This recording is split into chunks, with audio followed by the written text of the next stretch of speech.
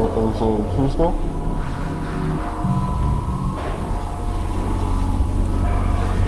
Yeah. It is incredibly cold.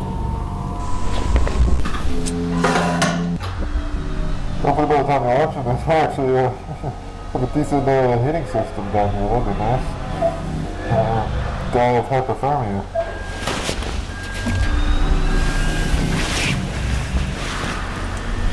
Camera. Put your straps are in the bin right there. Make sure to get the red one, right? Because the green one reads. 10-4.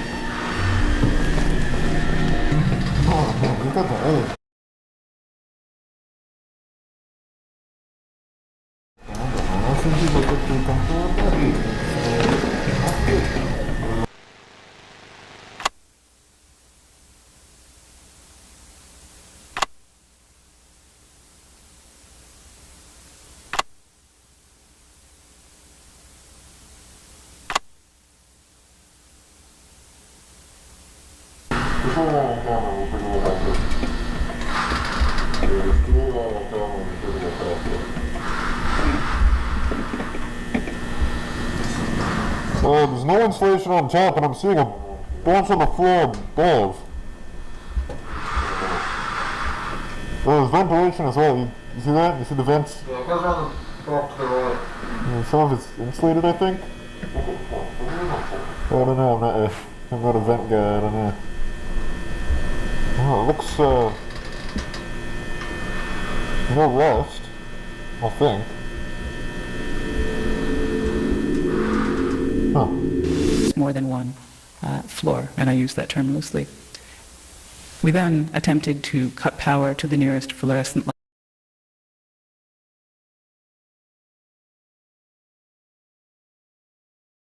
fixture, a standard troffer.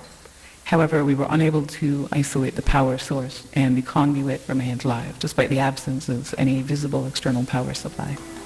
The source of electrical current remains unknown at this time. Using an insulated toolkit, we carefully isolated the light fixture from its electrical conduit, extracted the troffer from the ceiling, and transported it back inside, back to standard for analysis.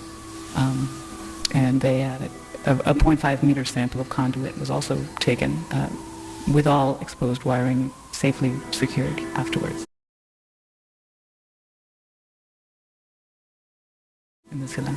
So the ceiling tile extracted measures 1.27 meters by 1.14 meters, which is certainly not standard, but it's composed primarily of mineral fiber. It seems normal in composition, has a fissured texture with mild tegular edges. So just after initial analysis, the composition of the tile estimated is around 60% mineral wool, which is fibers of amorphous silicate, usually derived from, I think it's basalt or slag, around 20% expanded perlite, which is primarily of silicon dioxide and aluminum.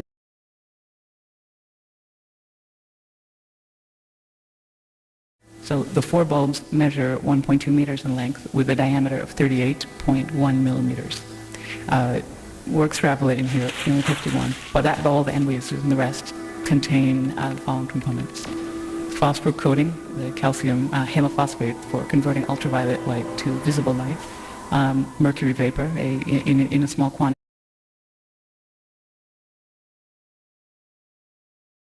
In the building here, very standard. But we also inspected the ballast, which is of the electromagnetic type. There's some variation in how they're being manufactured now. This one contains a laminated steel core and copper windings designed to operate at 60 hertz. So the ballast emits a prominent 120 hertz hum. This seems to be the case for the majority, if not all, of the lights in the complex that we've assessed thus far, mostly just through simple curing, but this is due to magnetostriction and core vibration. But the noise may be exacerbated by loose lamination plates or degradation of the insulating potting material over time. So it's definitely an indication that this has been running for a little bit. I mean, despite its age, the ballast is functional.